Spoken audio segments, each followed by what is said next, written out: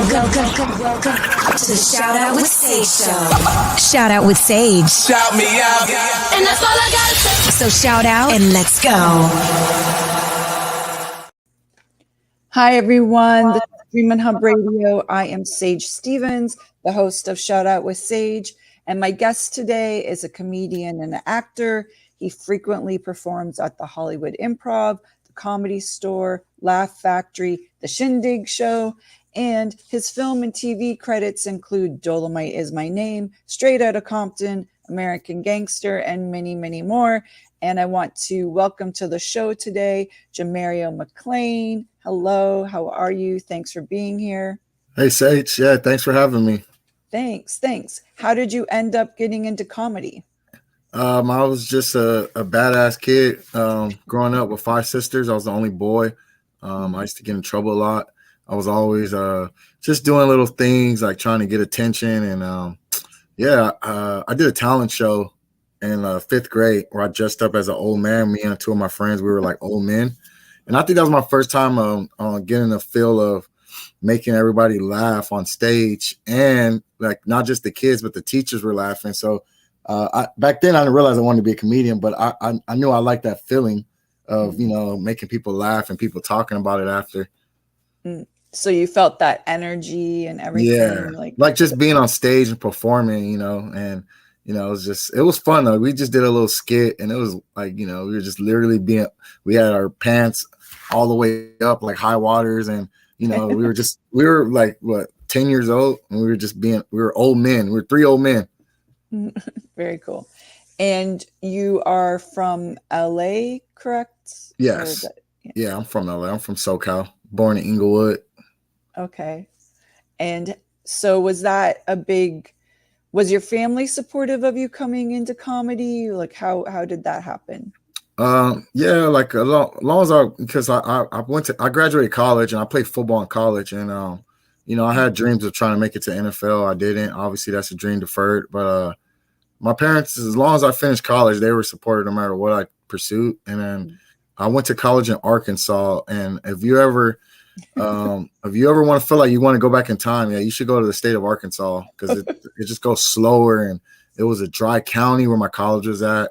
And it was just like I was just bored out of my mind my first few semesters. I was playing football, but like just being in the dorms, I started writing more, and I started realizing like, oh, when I go back to LA, I want to do stand-up, or I want to get in acting. I want to, I just realized what I had in my backyard the whole time when I was far away. Right. How long?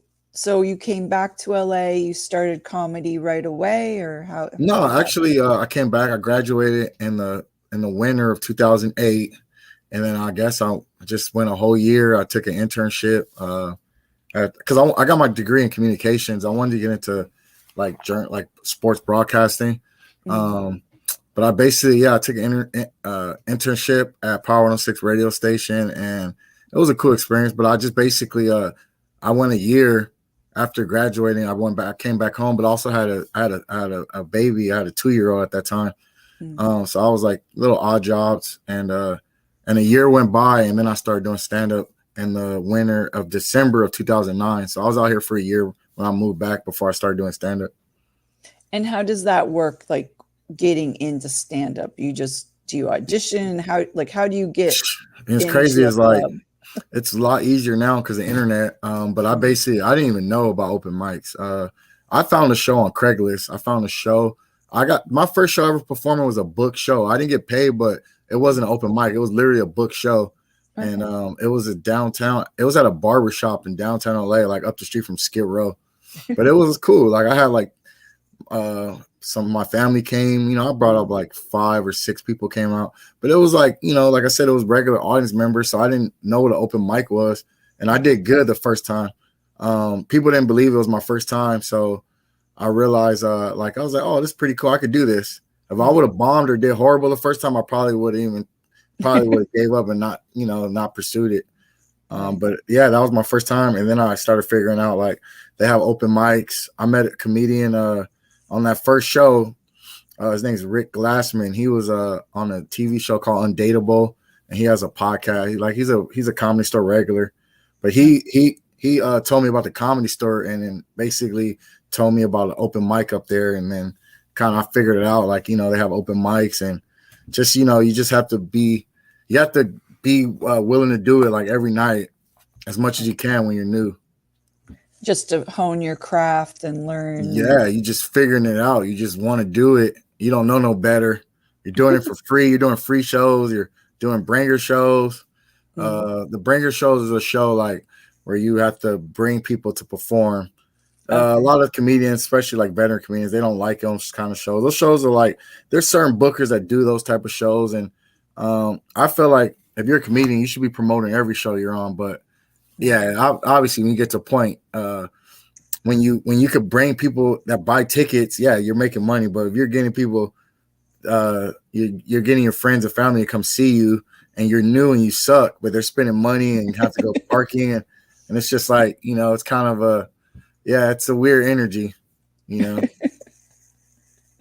And so have you ever had a show where it hasn't gone quite the way you wanted it to? Oh yeah, of course. It's been a while since I bombed, but there's always those type of shows. You always, if you do stand up long enough, and if you do it, you know, you're gonna have those bad nights and those off nights. But yeah, it's a few, man. I can't even. It's been time, you know, you just be off and you lose the crowd a little bit. But it was one particular show, and I wasn't even on the show. I was trying to get a guest spot, meaning like I wasn't booked, but I was there, and I asked the booker. He's a comedian named Spanky. He used to be on MTV Wildin' Out. This is at the Comedy Store. He had a show in the main room at the Comedy Store, and it was like comedians, and then it was rappers. It was like a variety show. But I just asked him if I could do like 5 minutes. I was just, at the time, this is like years ago. This is at least 7-8 years ago. I just wanted to just get on stage, and he said, "Yeah, I'll get you up if I have room. If I have room, I'll get you up." And then coming closer to the end of the night, it was like the show was coming to it was about to end. He ended up telling me like, "Oh yeah, bro, my bad. Like, there's no room for you." And I was like, "All right, whatever."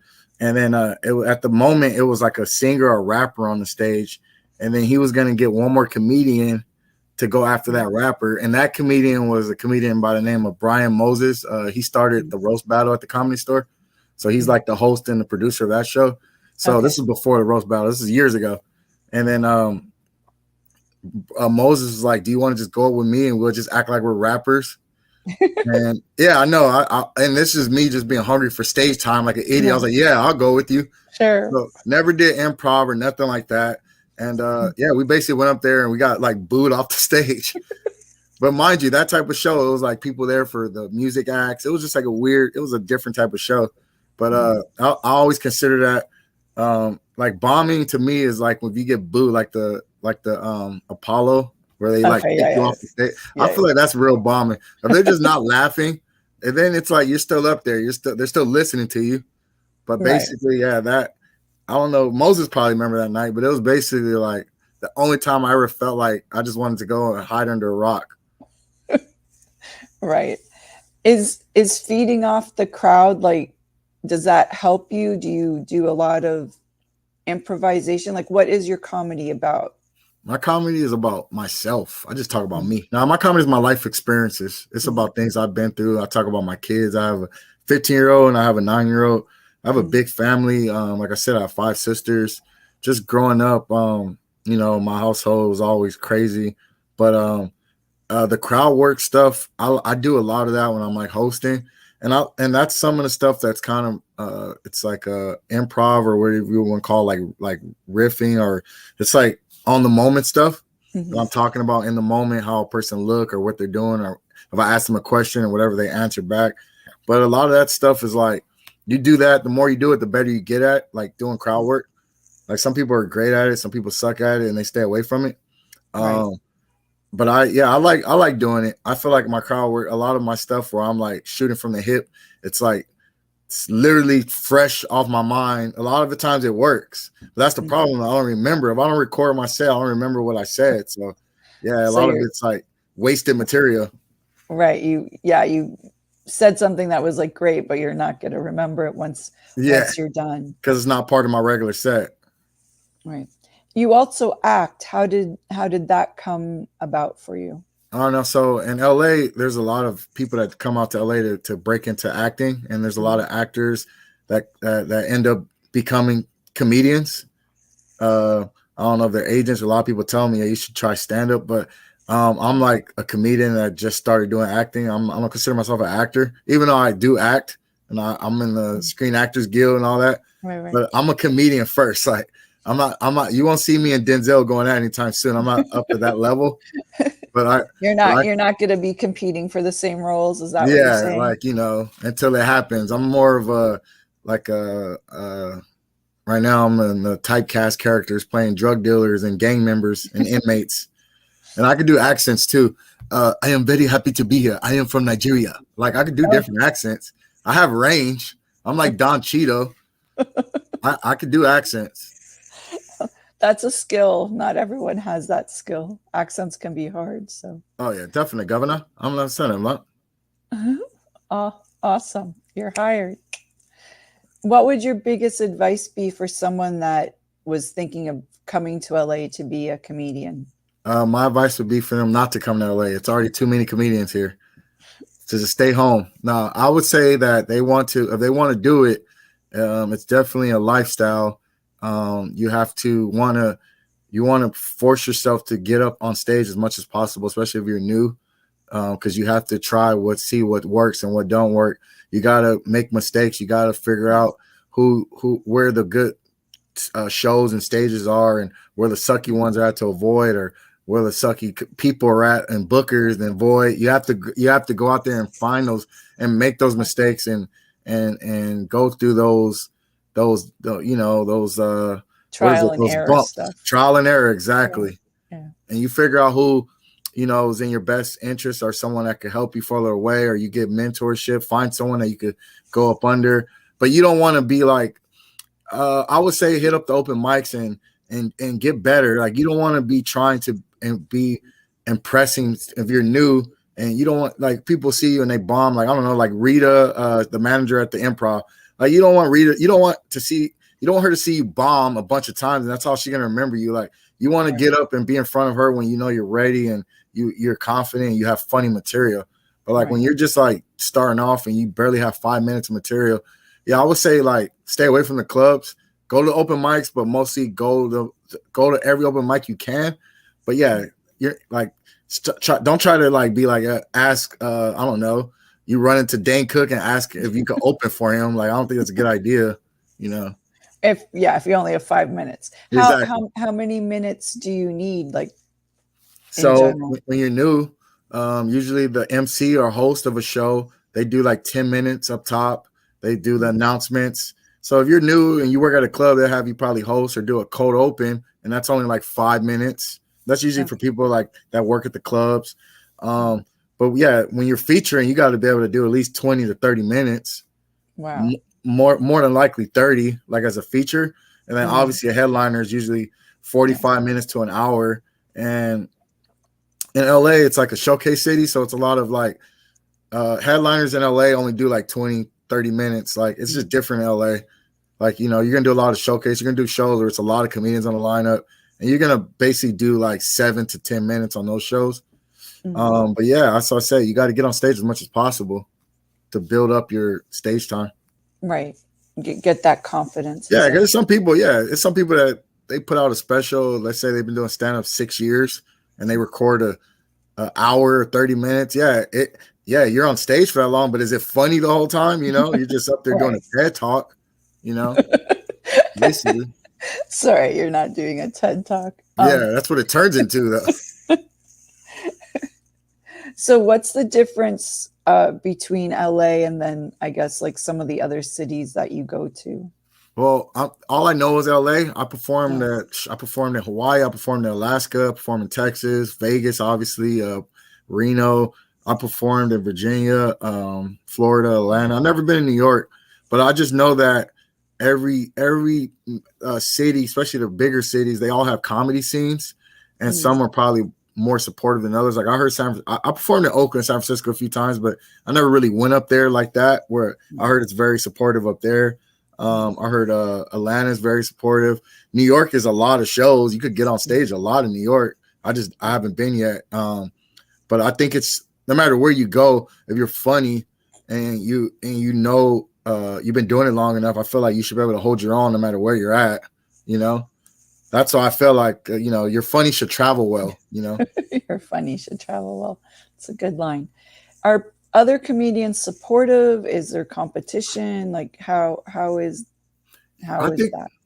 I think it's definitely a competition feel of it. But there's a lot of people that you build friendships and you build those connections with people, and yeah, they're always going to give you information. Like I just recently got an agent or for cruise ships, and I got that through another comedian, and it's like if you have information that can help somebody out, yeah, some people are willing to give it, but some people ain't gonna go out their way to give it, like they want to keep it to themselves. So right. I'm always one of those comedians, like I book shows too. So people reach out to me, and even if I don't know them, I would I'll give them like 5 minutes to see how they are. I would never be like, oh, send me a video, or I don't treat it like that, because I want, when I was coming up, I wanted people to be able to give me opportunities, and I used to ask, and people give me the runaround and be like, oh, it's booked up, or hit me again in a few months. Like, no, I think it's important to treat others as you want to be treated. So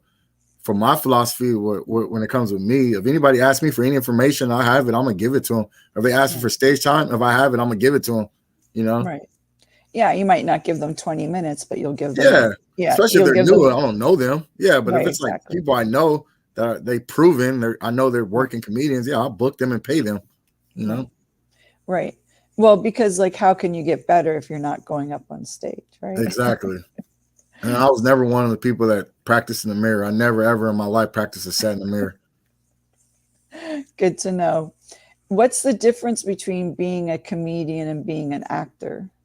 Well, there's some great comedians that became great actors. It's a bunch I can name. I don't know, Robin Williams, Eddie Murphy. It's just too many to name, Right. They became great actors, but I feel like they were comedians first. Mm-hmm. But I think the difference is actors, you're reading someone else's material. You're reading the writer's material. Even though some great actors that they have their own style, like Denzel. I feel like Denzel plays himself in every movie. It's just how good he is. But comedian, you're doing your material, you're doing your persona, whatever your stage persona is, or your style of comedy. It's yours. It's all our own. Where, like I said, actors they have the makeup artist, they have the lighting, they have everything else to help them to make them kill. Yeah. Where all we have is our material and a microphone. And it's up to us to live or die on that stage. What do you love most about being a comedian? I like the freedom. I like working for myself. Mm-hmm. So I don't drink or do drugs no more, but it's a lifestyle. You're definitely gonna be out late a lot. You're gonna eat a lot of shitty food if you're on the road a lot. But I think it's just working for myself and creating my own opportunities. Doing stand up, you run your own business, so you're in the driver's seat, and that's what I love about it. I'm not waiting for someone to offer me a show. I'll just go and create my own show. Is there someone that helped you a lot, during your career so far? There's a lot of comedians that helped me along the way. It's too many to name. Right. But basically, it's one of those where I have a lot of friends in the comedy community that been doing it way longer than me, and they not to say they helped me. They booked me on different shows or gave me information, but I think it's just in general, just being, I guess, like a friend or being someone, and we could be I don't call them just to be trying to get on shows. I call them to see how they're doing, or just to catch up, or But like I said, it's way too many. It's too many to name for real. Right. Because then if I start naming people, other people be like, "Why you didn't name me?" Right. Exactly.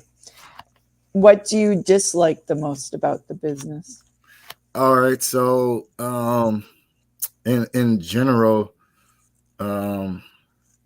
stand-up comedy, it's subjective. It's an art. It's one of its last art forms, but it's a lot of PC culture now and cancel culture, and it's a lot of you have to walk a fine line, and you're walking on like you don't want to you don't want to have to be too scared to say what's on your mind or to do the unconventional or whatever, do the against the norm material.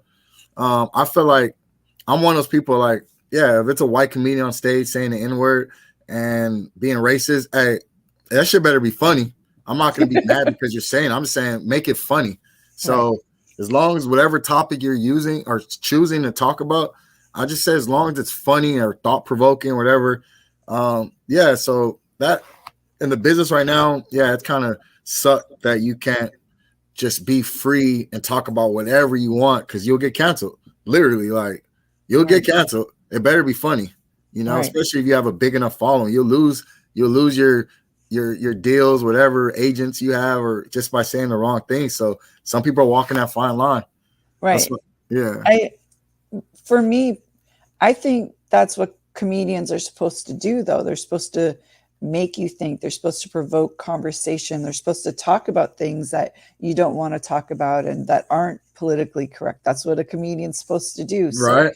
I don't understand how, like, if I don't personally like your humor, like I'm not a big fan of certain types of humor. So I'm just going to choose not to listen to those people or whatever. I just think cancel culture is the opposite. Instead of choosing not to listen, they actually choose to build a coalition and go against you and get people get other people not to listen to you, or you know.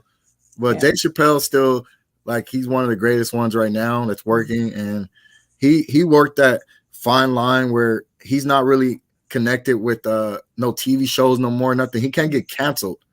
You know, he has his following. He had his money for Netflix, but it's like, you know, one of those, can't no studio just cancel something on him no more. Even though it did look pretty bad with the whole LGBT protests and all that with Netflix, but they didn't take his specials down. You know, he's still selling out arenas. So he's kind of one of those untouchables, but yeah, he's still, you know, he's very smart. He's very smart the way he say things and how he works jokes. And yeah, he's one of those few. It's certain comedians that are going to stay away from all those topics, like Kevin Hart's and the Steve Harveys or the Jerry Seinfelds, because they have they don't want to lose all these endorsement deals and all that money coming in, you know? Well, especially someone with like Kevin Hart, who also has all the movie stuff. Yeah, he's a brand. Would go away. Yeah, he's connected to too many studios and too many many entities. So where are you going to be performing next? Okay, so tonight I'm in Temecula area. It's a place called The Hive. Tomorrow I'm in West Covina at the Royal Lounge. And then Friday and Saturday, it's 2 shows both nights. I'm at Madhouse Comedy Club in San Diego. Okay, great. And how do people find you online? They could go find me. My social media, all social media is under my name. It's just JAMARIO McCLAIN, JAMARIO MCCLAIN, as it says in the title. And you could go to my website. It's just JAMARIOMcClain.com, and I'll have my shows listed on there. And and if you need a hired comedian, I do private parties. I do quinceañeras, bar mitzvahs, everything. I do churches. I do nursing homes. Good to know. Good to know. Well, I want to thank you for being here today on Shout Out with Sage. Thanks so much for joining us. And I will see you at a comedy show, I'm sure, pretty soon when I'm out and about. Oh, yeah. Especially when I'm in Hollywood again soon. I want you to come out. I'll get you VIP tickets. Ooh, thank you. I'm so special. Thank you, Sage. I appreciate you having me. It was fun. Thanks. Thanks for being here. I see you next time when I see you out and about. So all right. Talk to you soon. Bye. Thanks. Bye.